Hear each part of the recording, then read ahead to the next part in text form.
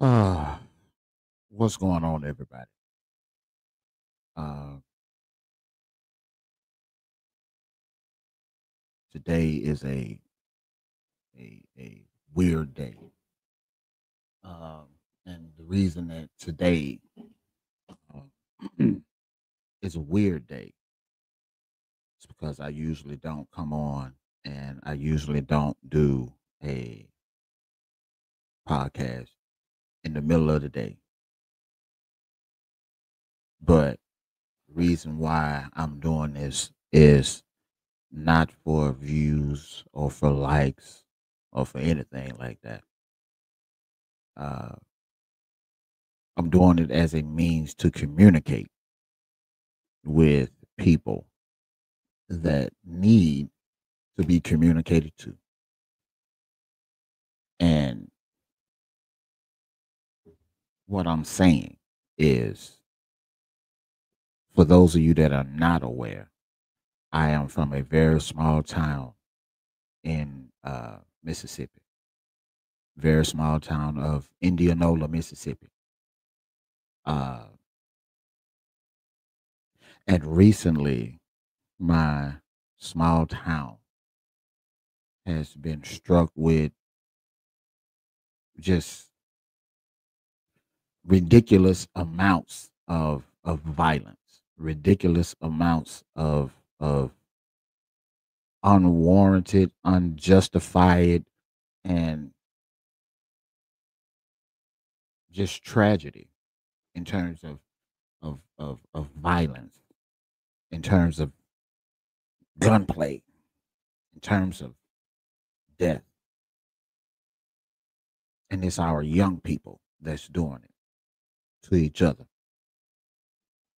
And when you come from a small town like mine that is uh, predominantly African American, and you come from a small town that is not just predominantly African American, but a town that prides itself on its religious views, regardless of what your religious views may be. Um, when tragedies like these happen, uh, we tend to want to pray to God for the people that these tragedies happen to. Pray for the families and pray for the the victim. Pray for just the entire situation. And by no means am I telling anyone to no longer pray. Prayer is necessary. Prayer is something that gets a lot of us through what we have to go through on a day-to-day basis. However,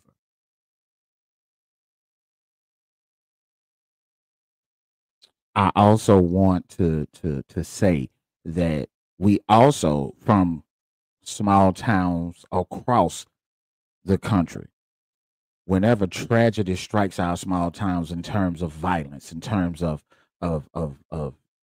just unwanted deaths, violent deaths, we also want to point fingers at our local government. We want to point fingers at our, you know, police chiefs, and we want to point fingers at our mayors, and we want to point fingers at uh, aldermen and all these other people. I'm not about to talk to them right now.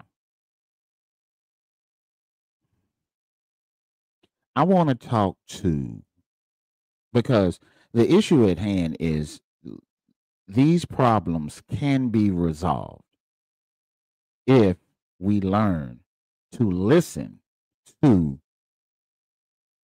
the people that matter. And what's more important is we have to be able to know that we need to talk to the people that have influence.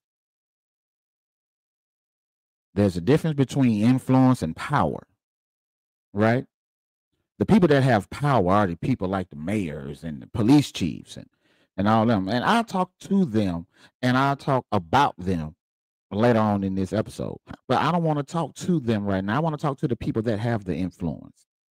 And you don't have to live in that area to have an influence. But it helps if those people are right there in that community.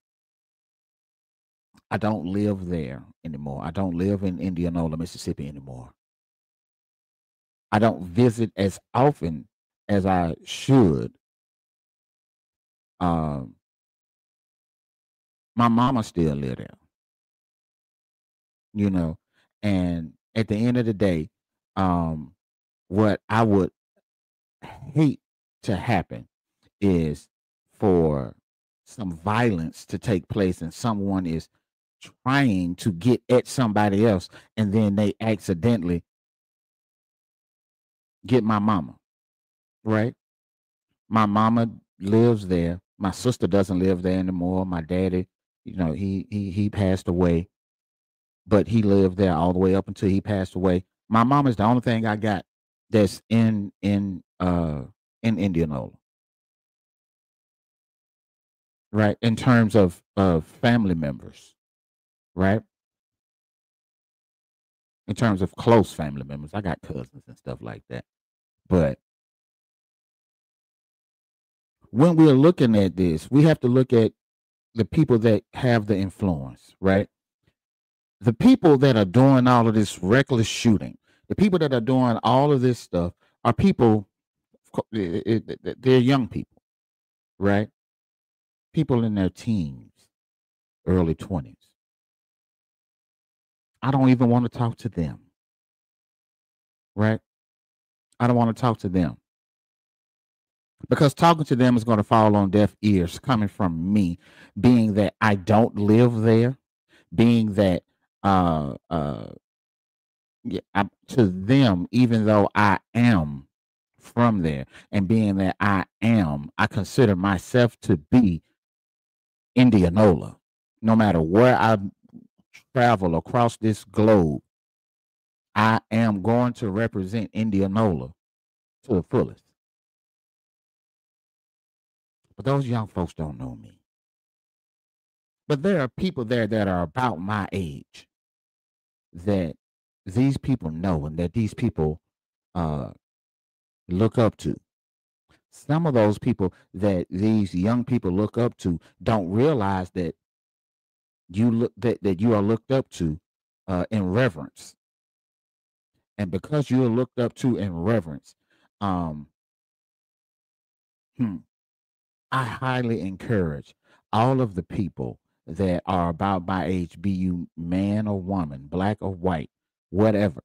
If you have access to these people, to these young people, and you can be a positive impact and you can prevent or help to assist to prevent a lot of this violence from going on, I highly encourage you to do so. This stuff starts at the street level. You can't expect Mayor, I forget his name right now, it slips my mind, but you can't expect the mayor of Indianola to be able to come down to the street level all the time to deal with stuff that we can take care of in house.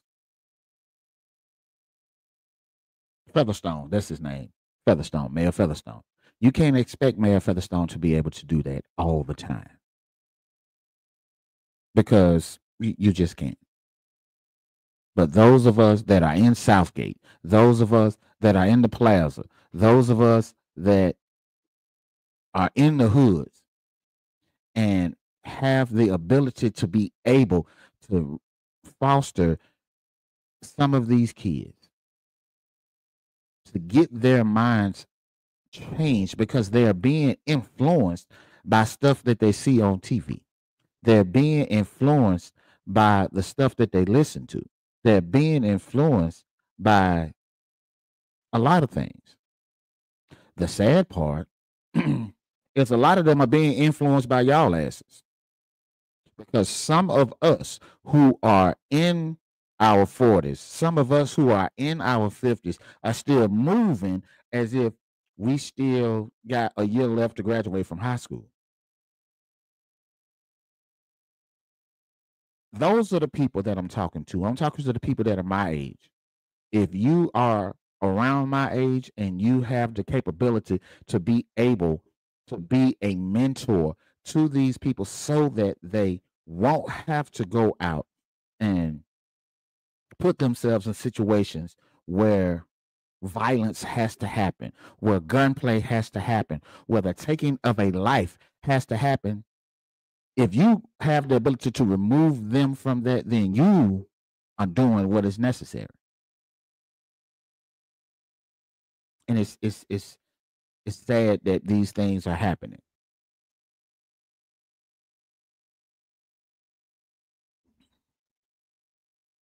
Prayer, yes, we need that, but prayer ain't always what we need.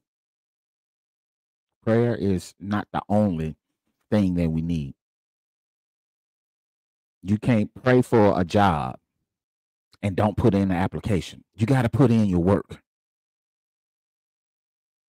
We, as a community, need to start putting boots to the streets so that we can go out here and we can take care and take back our city, take back our town. And what we don't realize is those of us that are in Indianola who has never left Indianola look at Indianola and say, you know, that's the big eye, right? That's what they like to call it, right? But what you're not also taking into consideration is you are affecting other communities. Moorhead, Mississippi is growing with the amount of violence that it is seeing. And Moorhead could fit inside of a neighborhood in Indianola. I don't live there anymore. But looking at the social media posts and looking at I still subscribe to the Enterprise Toscan, the newspaper that's right there in my hometown. I still subscribe to that. I still get that newspaper that comes to my email every week. And to be able to look at that and see the devastation that is going on, to see the hurt that these parents have to deal with, because parents should not be in a position where they have to bury their own children. We are slowly but surely changing the narrative of, not just changing the narrative, we are just playing into the stereotype of of who they think hood people are. And let's just keep it a thou wow, right? Let's keep it 100. I don't care what part of town you're from in Indianola. I don't care who you grew up around. I don't care what affiliation you have. In comparison to some of these other places in this country, ain't none of y'all hood. Ain't none of y'all street. You can pull that shit off because you are right there in Indianola, Mississippi, and you don't step foot outside of there. But you won't survive in some of the hoods in metro Atlanta. You won't survive in some of the hoods in New York. You won't survive in some of the hoods in Hampton Roads, Virginia. You won't survive in any of the hoods in California, Oakland, Compton, Long Beach. That ain't you. That is not who any of you from my hometown were raised to be. That is not, no. Just let's just keep it a thou wow, right? Now, For those of you that are watching, or more importantly, that will watch this replay that's on Facebook and will watch the replay on YouTube, this is the 15-minute mark, 16-minute mark. Send this to the people that have power. Send this to your mayor. Send this to your pastors. Send this to your police chief. We have a problem with being able to identify the locations where all of this violence takes place from a police standpoint, from a political standpoint, but everybody else knows where this violence is happening. This stuff is not happening when you have a situation in place where the visibility of those that are hired to serve and protect is in place, right? Therefore, I make a suggestion. Because a lot of people always say, y'all should do something, but you don't have a solution. You like to talk a lot, but you don't do shit. So here's what I'm proposing. Indianola, Mississippi needs a satellite police office. Let me say that again. Indianola, Mississippi needs a satellite police office. The one police office that we have right now sits across the street from the Double Quick and the Tie Shop, right? Those of you that are not from around there, go find a map. I don't know what to tell you, right? But if most of our crime, most of the violence, if most of those things are happening on the south side of the track, and when I say the track, I mean the railroad track. There's a railroad track that runs directly through the center of our town, right? Most of the violence happens south of the track. The police station is positioned at the very southern part of the north side of the track. So by the time a gunshot is fired and someone is laying bleeding and someone calls 911, they then have to dispatch that person from the north side of the railroad track all the way to the south side of the track. So this is my proposal. There are way too many vacant lots that are inside of the old subdivision called Southgate. All this money that they're spending to buy new vehicles and do all this other stuff. The land is cheap. To build it would be cheap. Buy a piece of that land in the middle of the hood and put a police presence right there in the hood. Two things are going to happen. Number one, if you take that and you put that there, the presence or the knowledge that the police are now 2 blocks away versus being 6 minutes away is going to prevent a lot of people from trying to commit those crimes in the first place. That's number one. Number two, if that police presence is right there in Southgate, what that is also going to do is that it is going to allow the opportunity for those officers to respond to those instances quicker further eliminating the time that it takes to get to and respond to an emergency.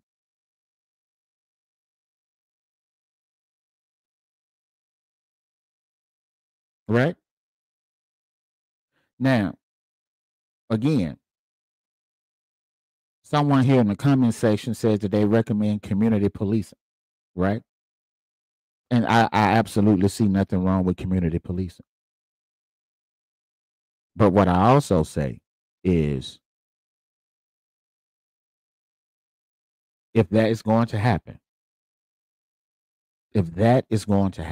then it needs to be done in concert with the law enforcement that we have in place, right? So, Mayor Featherstone, I told y'all to share this with them at the 16-minute mark. It is now 21 minutes in. Mayor Featherstone, Chief of Police. I don't know who the current chief of police is off the top of my head right now, but those are some of my recommendations. Back in the summertime, we had another senseless act of violence that took the life of someone, took the lives of a couple of people, 3 people, I believe. But there were a bunch of other people who were shot and injured. And all of this took place on Church Street. Right?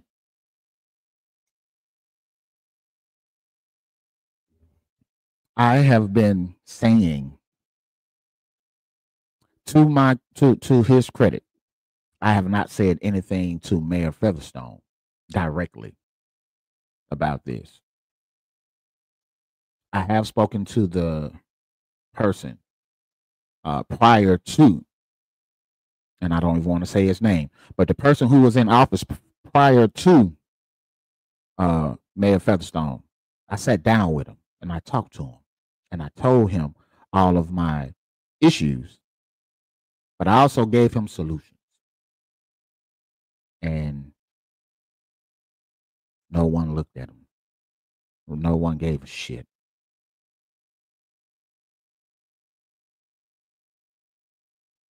One of the things that we have to do when we have these issues about the violence that happens in my hometown is we have to learn to listen to the people that are providing suggestions to potentially resolve the issues that we have.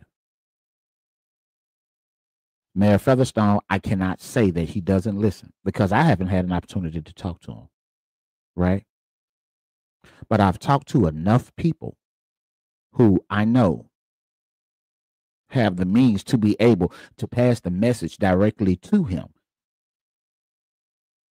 And I've talked to enough people who have my phone number who could have easily said, you know what? You can call Brother Silas. He has some ideas about how to eliminate a lot of these violent issues that are happening in your hometown. My phone right here. It ain't wrong. Right?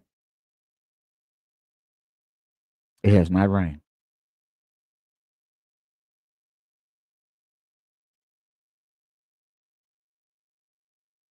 The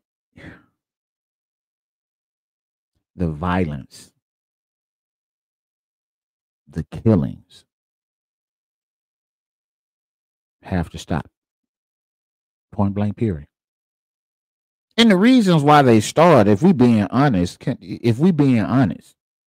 reasons why a lot of these things are happening, the reason why these people are so quick to pick up a gun and shoot somebody is because they're scared to take an ass whooping. You're scared to take an ass whooping.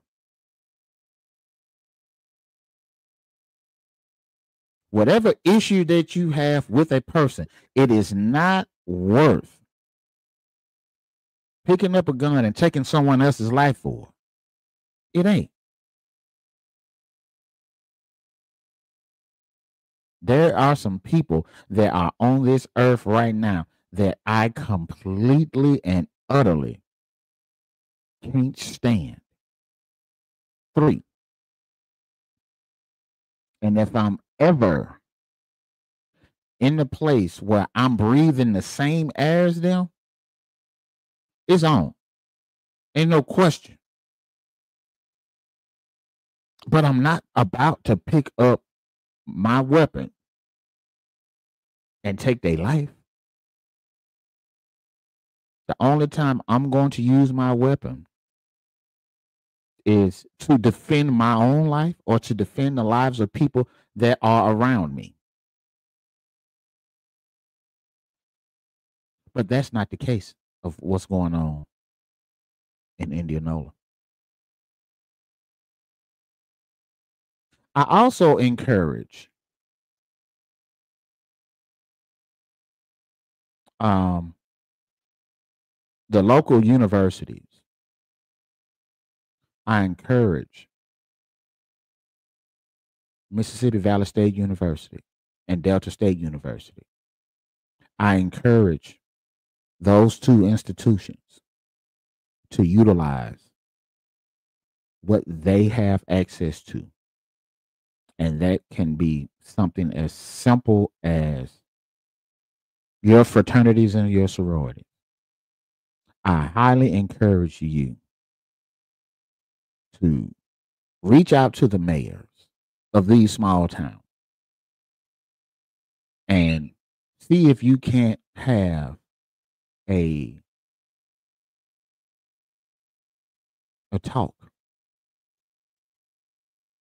a meeting with a lot of these people.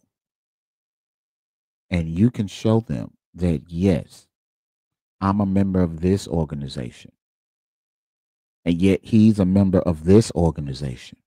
And he's a member of this one, and this one is a member, and this one is a member. But we all collectively can come together and see what's important. And what's important is eliminating gun violence. That's what's important. We have too many young mothers in Indianola that have to bury their sons.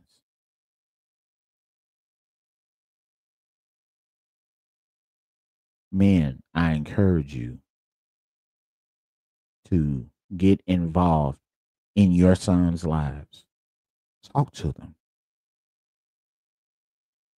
If you don't have children, men, I encourage you to go and talk to some other men, young men, who don't have father figures.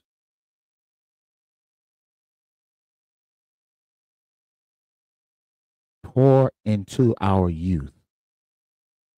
Pour into them so that they don't go astray, so that they don't go the wrong way. Prayer is great, but prayer ain't enough. We need to work. Those of you that are from Indianola, that no longer live in Indianola, we can do something as well.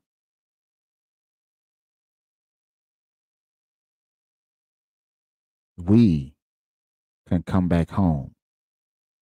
We can go visit Gentry High School.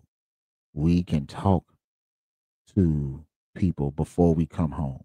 We can sit down and have the counselors at the school to get all of what America likes to call the troubled youth. Get them in the gym together, and we can sit down and we can talk. And we can tell them, if I, who's born on Church Street, 607 Church Street, if I, who's born on Church Street, can make it and get out of Indianola and be something, you can do it too. I have so many of my own people who are in Texas and New York and California and Oregon and Florida and New Orleans. There's a lot of us who care about you, and we don't even know you. The only thing we know is that you are from the 38751. And being that that's the only thing that we have in common, we care about you. But you have to care about yourself, young people. You have to care about yourself.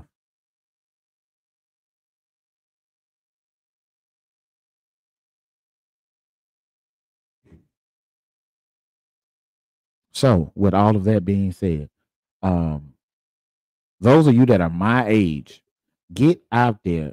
If you are in Indianola, in Moorhead, in Inverness, in Sunflower, in Rouville, in any small town, because what's happening in my hometown, this happening in small towns all over the Mississippi Delta. If you are in the Mississippi Delta and you are between 35 years old and up, and you are still there, reach out. Part of that reaching out is making amends with other people that are your age, right? Give you a good example. For some reason, let's just say hypothetically, right? Let's just say that niggas who grew up in Pine West apartments for some reason got beef with the niggas that grew up in the plaza or that came up in the plaza. If we got beef with each other and that beef is understood, these young folks know that this beef is understood. It is some shit that has been inherited. They don't even understand why the beef took place. If they can see an OG from Pine West and an OG from the plaza, if they could see them people putting their issues aside, it will make it easier for the young people to do the same. Because don't none of us want to have to bury any more of our sons.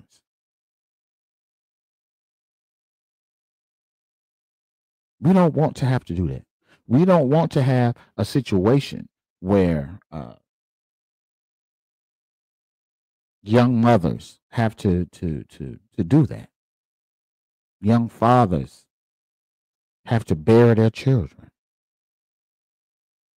Now these children that are in school have to be forced to go to Gentry High School, and they can't concentrate because the desk that's next to them is empty where their classmate used to sit.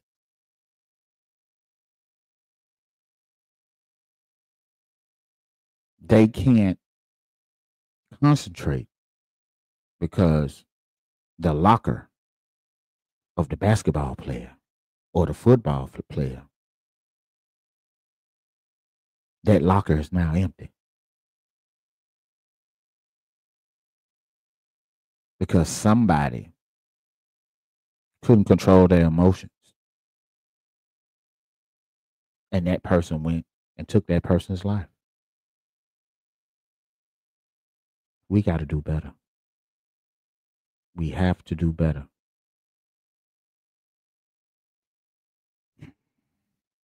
So, again, old heads.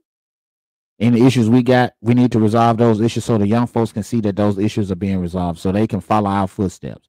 Old heads, we need to reach out to those younger people that are there. The old heads that are there have to be the ones to do it. I can't do it. These niggas don't know me. They know y'all. They see y'all every day. They see you on the corner. They see you going to work. They see you. You are the influence. Those of you with the power, put some police presence in the community so that these young people, if they decide to commit a crime, they know All right, can't do this because police are too close. Right. Additionally, right, I mentioned Church Street earlier. One of the things that I mentioned earlier about Church Street, we all know that when, certain events, especially around football season, when they get warm outside, around football season, Church Street is a thriving place for people to hang out, right?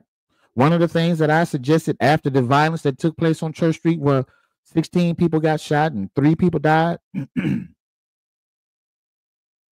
was a redirection of traffic, right? A redirection of traffic. When that shit happened, these cars were going all other different kind of places and shit like that, and da da da da da da. I have a whole map drawn out. It's at the 37-minute mark almost of this video. Um, if someone wants to share this with Mayor Featherstone, uh, I have a map already drawn out of how this redirection of traffic during events like that could help prevent a lot of this stuff, right? But not just during those events, a redirection of that traffic uh after everything downtown shuts down. A redirection of traffic every day after 7 o'clock needs to be in effect, right? And I can show you. If someone shares this part of the video with him, I'll be glad to sit down and talk with him about it, right? But ultimately, what we have to do, we have to take our community back.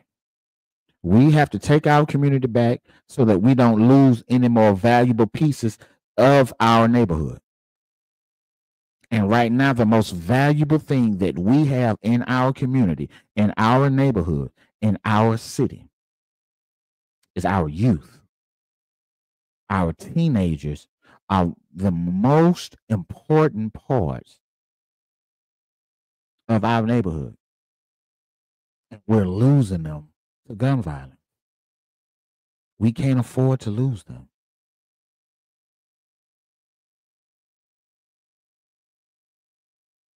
We can't. And I know that, under normal circumstances, uh, this is not necessarily the type of content that I put out. But it's been bothering me for a couple of days.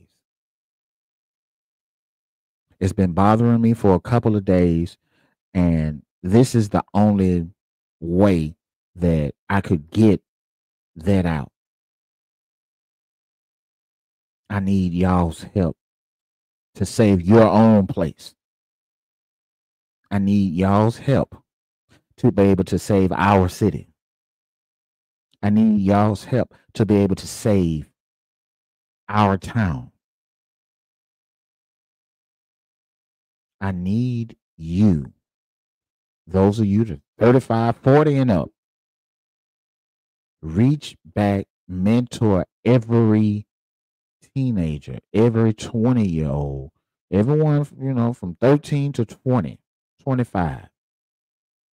Reach back and mentor those people. Help them learn how to resolve their issues. Help them to learn how simply to avoid motherfuckers. When I don't want to be around certain people, I'm not going to be around certain people. If I know certain people are going to be in places, I'm not going there.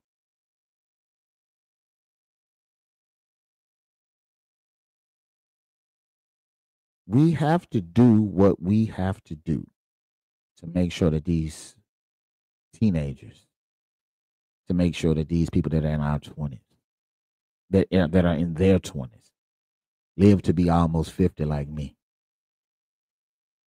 We got to do that. And truth be told, yes, some of us who are almost 50, we have children who are grown. Some of us who are almost 50 got children that are damn near 30, right?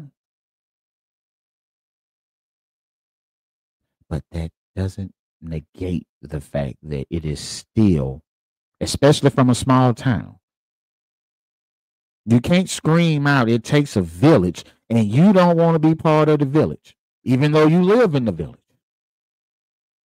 It takes a village to save these kids. What the fuck are you doing? You're not contributing to the village. I need everybody to contribute to the village. Staying at home and praying and going to church and praying is important. It is important.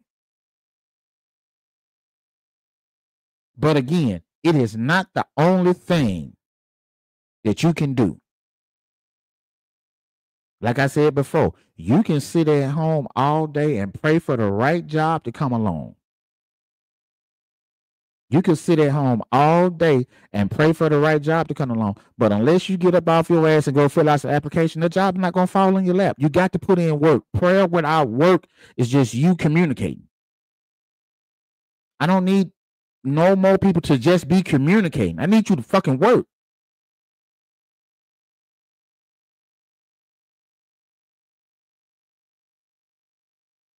I need you to work.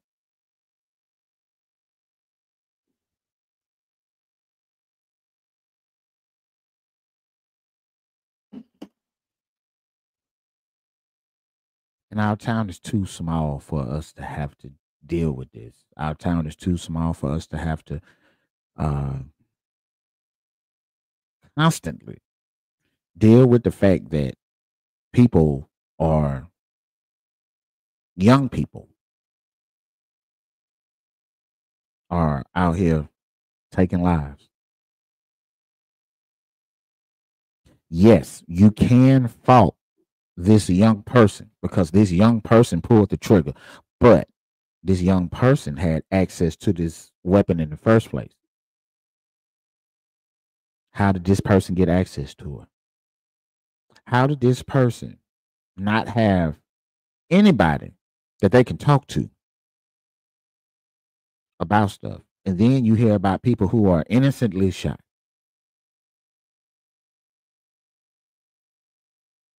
Again, in Indianola, the only person in my family that, in my immediate family, that I absolutely care about is my mama. That I absolutely love is my mama. My mama shouldn't have to dodge bullets by going to Walmart.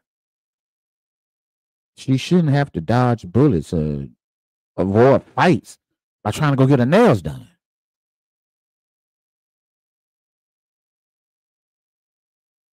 About going to the doctor's office or going to physical therapy or whatever it is that she's doing. She should not have to be scared to be in her own house because motherfucking Elmwood got shot up.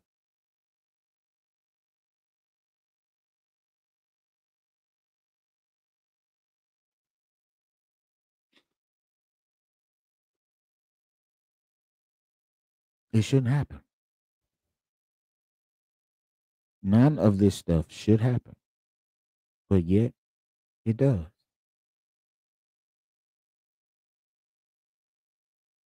Uh, that's all I got. Those of you that are watching me on Instagram right now, I'm not ignoring you. Um, I thank you for watching. Those of you that are watching me on Facebook and YouTube, again, I'm not ignoring you. I'm just talking. For those of you that are watching me on Facebook that are from home, that are from Indianola, that are from Indianola, Mississippi, I hope that my words made you uncomfortable. So much so that it makes you so uncomfortable that you get up off your ass and you go mentor 10 teenagers. So uncomfortable that you go to the police chief and show him this video. So uncomfortable that you share this video with Mayor Featherstone or his wife or whoever. So uncomfortable that it evokes change.